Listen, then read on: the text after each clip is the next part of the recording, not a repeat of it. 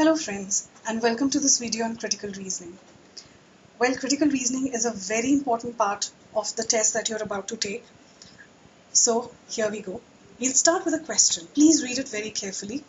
I'll give you a couple of seconds to go through it. It shouldn't take more than that. I hope you are reading it very carefully. Right, let's look at the options. So here are the 5 options. Remember the statements in the question and then consider the options carefully. Have you thought of the answer? Well, let me give you the answer. The correct answer is option 4.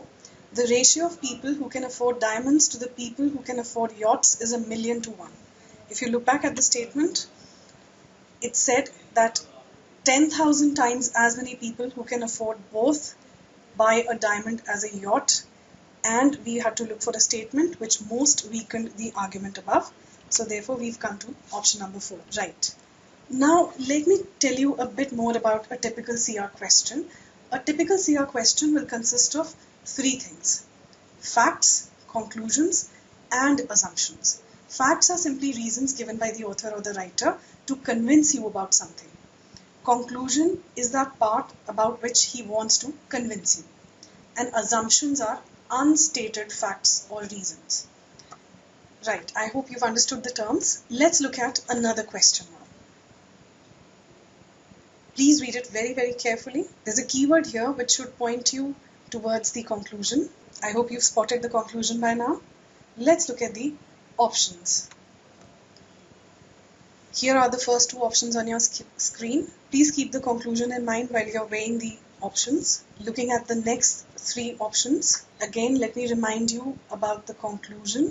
Okay, so have you thought about the answer yet? Let me explain. Going back to the question, the keyword so points you towards the conclusion. So the line following so is the conclusion. So we are looking for a statement which would weaken the conclusion that the divorce laws would have increased the social vulnerability of women and children who would be better off without these laws. Right? So we are looking at a statement which would weaken this fact. So looking at the options again, if you look at the third option, it says that making divorce a difficult process would discourage people from marrying and thereby aggravate the problem of unwed motherhood. So therefore, this situation would aggravate the vulnerability of women and children. So therefore, it weakens the conclusion. So this is the right option. I hope you've understood this. For more videos on CR, please log on to hitbullseye.com. Thank you and happy learning.